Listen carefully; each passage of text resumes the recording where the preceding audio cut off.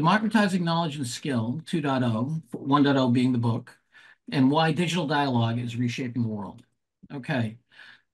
I would argue we have a crisis in agency. And what I mean by that is that if you look, since the beginning of the Industrial Revolution, Karl Marx was kind of right. You were decreasing the agency of people. You're taking things out of human beings, out of animals, thinking, activities, physical, and you're sticking it into machines. And it's been a one-way dialogue, in a one-way monologue into that that movement, right? Then the second thing that, if you notice, is only about a third of workers are actively engaged at work, and about a sixth are actively disengaged, trying to tear the company down. This is according to Gallup. Pretty scary statistics.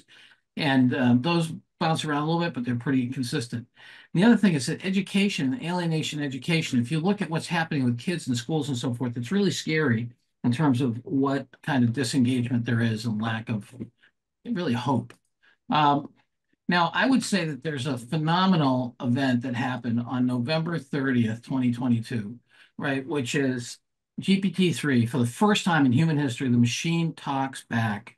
I think it's as important as Gutenberg because humanity runs on conversations and stories. The operating system of human beings is stories and dialogue.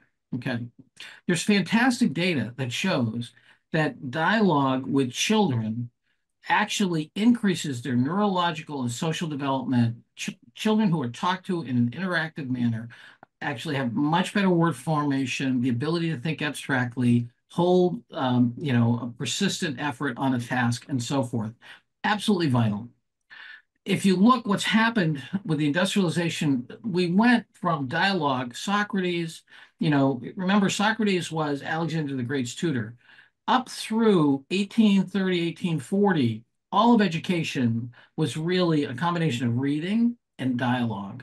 Then the Prussians were mad because they got knocked over by Napoleon and the Napoleonic Wars. So they created the Prussian system, which is uniform grades by age, and then standard teaching and so forth. That was brought over by Horace Mann to the United States, and Europe also adopted it.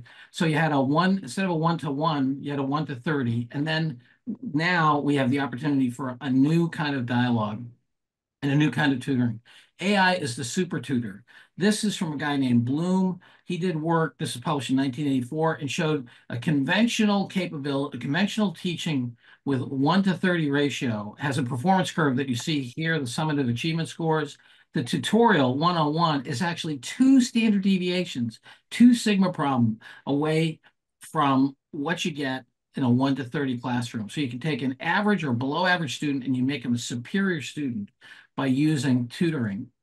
Now, what's happening is that AI allows us this new kind of one-on-one tutoring. It is a super tutor. Khan Academy has done this with their Khan Mingo tools. If you look into it, it's fantastic. It watches what students are learning, makes suggestions, shepherds them through, doesn't just give them the answer, shepherds them through, and is really a one-on-one teacher. And when you think about it, these large language models are unbelievable when you take a look at their ability to generate support. So I took this particular thing and I stuffed it into GPT-4. I said, look, I'm joining PwC as a tax manager. I laid this all out and it gives you a 90-day plan. And then if you want, you can ask it to actually walk you through step by step what it is you need to do week by week to become successful at the firm. And you can do the same thing. I diagnosed my son's car with just by putting in, hey, here's a 2017 Prius, here's the problem. It gave me the right diagnosis. So the tutoring ability of these massive language models is unbelievable. So I think it's imperative to save ourselves from this lack of agency is to begin the process of teaching again. I dedicated the first dozen years of my professional life as a professor at Harvard Business School. And I can tell you the power of Socratic method is unbelievable because people not only learn knowledge, they learn skill because they're applying it in the conversation and in the context of the decision. So organizations need to empower their employees to use and build these AI tutors, have folks be AI trained, AI builders, AI masters.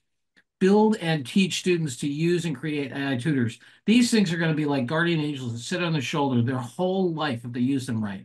And all firms must redo key user interfaces with AI because AI, because of its tutoring capability, is the new user interface and can drive fantastic results for your client.